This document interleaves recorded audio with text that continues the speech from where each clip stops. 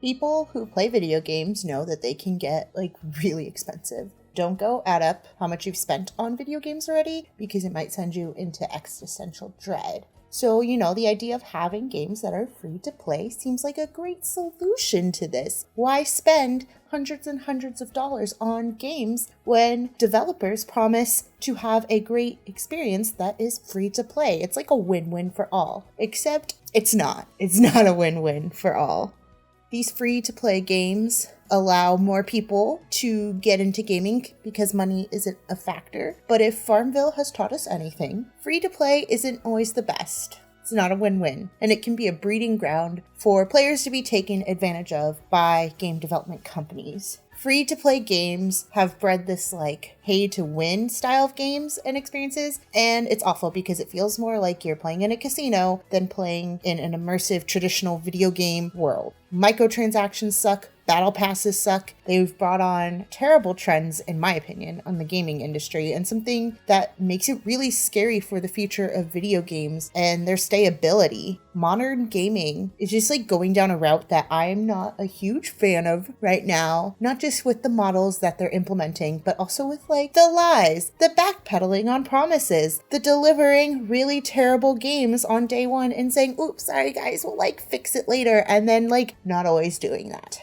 My name is Lindsay. This is Nerdalysis Unhinged, a series where I talk about subjects related to media and pop culture with no script and no regard for how long I ramble on. Let's get into free-to-play games and the damage I think that they're doing to the gaming industry.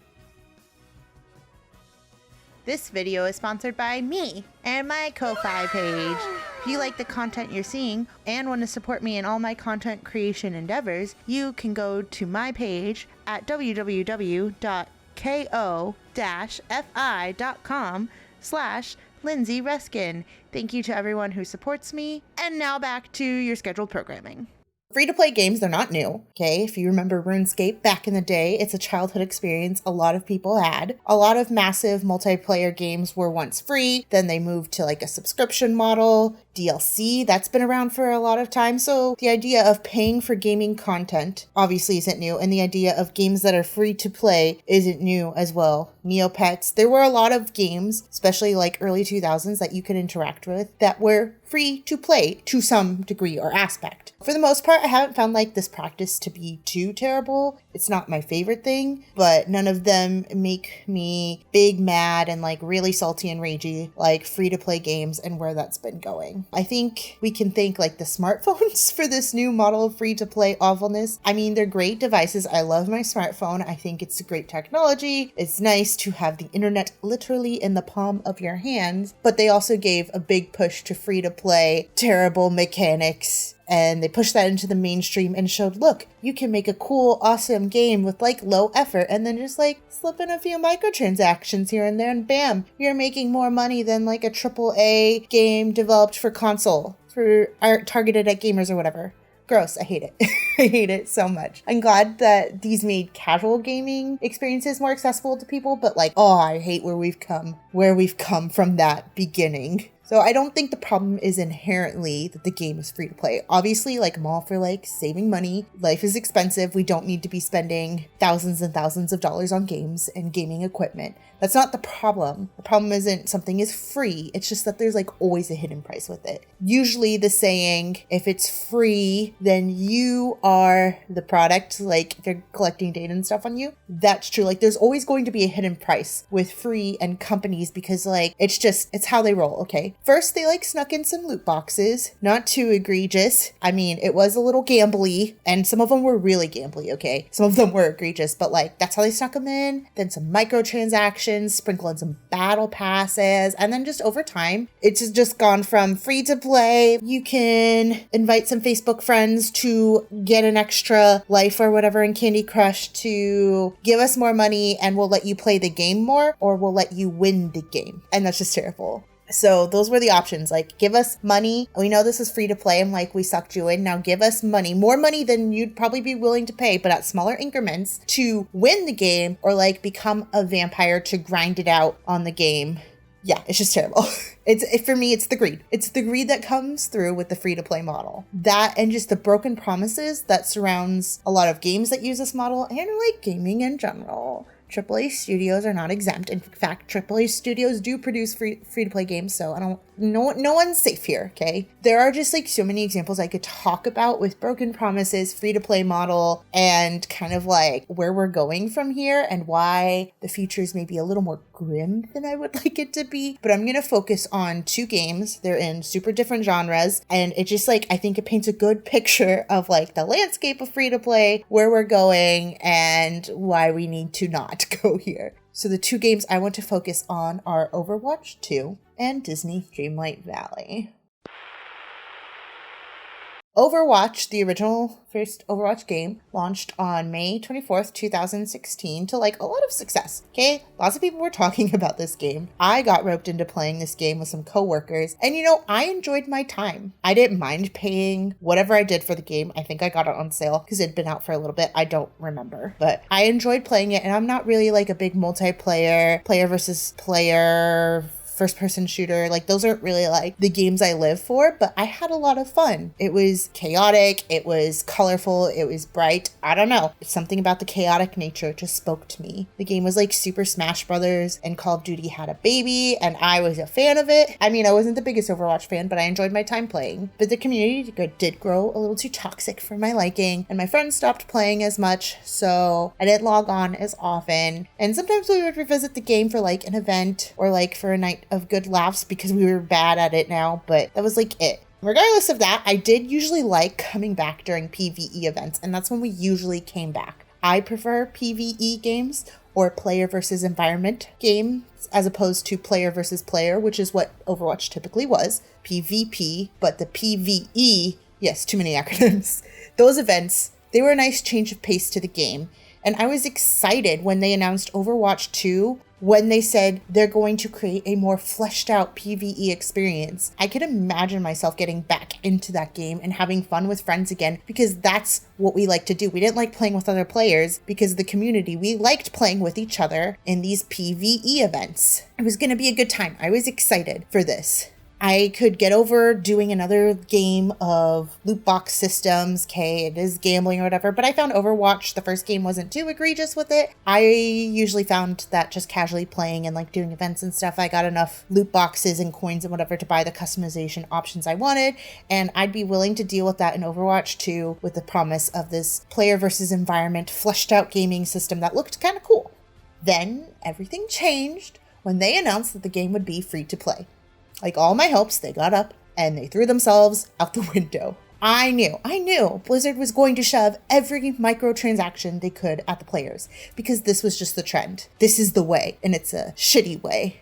Okay, we know how bad it is now. They lock characters behind super long battle passes, and like you can buy the battle pass and then buy to get through it. Like, I just hate it. I hate everything. Everything is predatory and it screams greedy, and I was just determined to never play this game. I was like, none of this is worth the player versus environment gameplay. Maybe I'll come look at it when that comes back, but I'm just gonna let my interest die off because I'm really not one for like free to play microtransaction-y games. Like, I can't get behind them. I can't enjoy them. And then Blizzard went and announced that they're actually not going to do the PvE because they don't have the capacity to make it live up to the standards of what the community deserved or what they envisioned or whatever. And I'm sorry, what? Wasn't that the whole reason that you justified Overwatch 2 being a thing? You're like, yeah, it's going to look a lot like the first game, but like, don't worry, okay? Because down the line, we're going to let you play this free to play version, really get into it, build up your characters, and down the line, we're going to bring this awesome PvE experience, and that's what justifies this new game. That's what justifies us changing everything. And then they backpedaled so hard on it, and like they just showed their hand. Blizzard showed their hand. They didn't care about the players. They just wanted their money and an excuse to add aggressive microtransactions to Overwatch. They didn't want to create a new Overwatch game. They wanted to change the model of how people paid for it because they wanted more money. Okay, thanks. I hate it.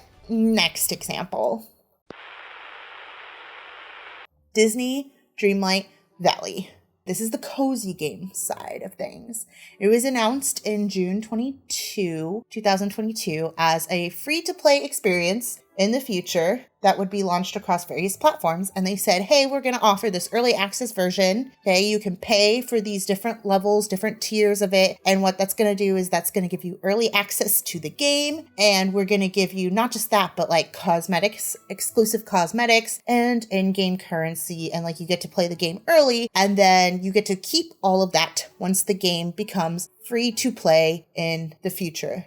That was the roadmap. That was a plan. They launched the game in like December of that year or something like that. And a lot of people, jumped on it because a lot of people just do anything for Disney, but also cozy games. Like we love some cozy games and, I like chill decorating games, but I didn't want to pay money for it because I might like Disney and I might be a Disney child, but I am cheap and I was willing to hold out until the free to play moment. Let other people be the testers of the game and early access and figure out their problems. That wasn't me. I like cozy decorating and like kind of side quest gathering things. Like sometimes that appeals to me. Microtransactions, not so much, but I could like play it for a little because it was free, enjoy it, see what people liked, all that stuff. It could be like a good 5-10 minute game experience just to have on the Switch. Then the studio announced finally that the game would be leaving early access a year from launch. It's leaving early access in December of 2023. Oh, and by the way, it's no longer going to be free to play. Yeah.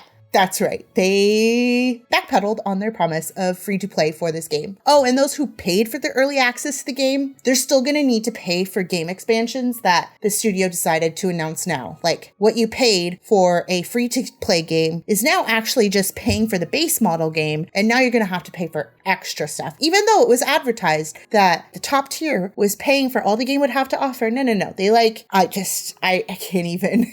Why did they think this would go over well? And that was 4 days ago that they announced that? 4 days from me recording this on October 31st. Something like that. Crazy. Do you see the greed? I mean, it's just such a shitty move on Gameloft's end and Disney's end. They knew that this game wouldn't be free to play for a while. Like, come on. They had to have known after seeing the success of this game, how many people picked it up and were willing to pay for it. The cozy game community gobbled it up. They just ate it. It was insane. A lot of people were talking about it. The studio saw the dollar signs, they chased it, and they didn't announce that free to play wasn't going to be a thing until a month before it was leaving early access because, you already paid for it. And it's the grade for me. I can't. And not only are they going to make you pay for it now and backing up on a promise they made of it being free, now they are going to keep in the gimmicks of free-to-play games. So it's not the paying for the game that is the problem. It's the breaking your promise. And not only breaking the promise, but the game is still going to feel free to play because they're keeping their in-game currency that you can buy with real-world money or crazy grinding. Battle passes are still going to be a thing. You're going to need to pay for expansions that the game has and exclusive cosmetics. And also the game is unstable. I can't. It's icky. It's gross. I hate it here. And this game I can't even categorize it as free to play anymore because it's not. They broke that promise, but they're keeping the mechanics in. So this is the worst model possible. And I hope that no one else follows Gameloft's idea with this. Listen to me, game companies, please no. Stop it. You're going to bring an end to the gaming industry or you're going to bring a dystopian awful future. Don't do it. Broken promises, they seem to be one of the only things you can depend on in the gaming industry to actually come true. And that's sad. I miss being able to trust the game that I bought, that what I bought was going to be the game experience that I play. What I bought is what was advertised to me. Live service and free-to-play models aren't doing gamers any favors anymore. They can have their place and they can have their corners of the gaming industry, but we don't really want to see them replace other gaming experiences. Shareholders do because that's how they make way more money, but they suck and we hate them. So I want to know what are some of the worst free-to-play games that you've either played or seen being advertised. Oh, and games that broke their promises, tell me all about those in the comment section. Love to hear about it. It's time for me to go knock on the game industry's door, these companies, and demand that they stop it with these shitty practices. I've got my pitchfork and my pettiness at the ready. Okay, thanks, bye.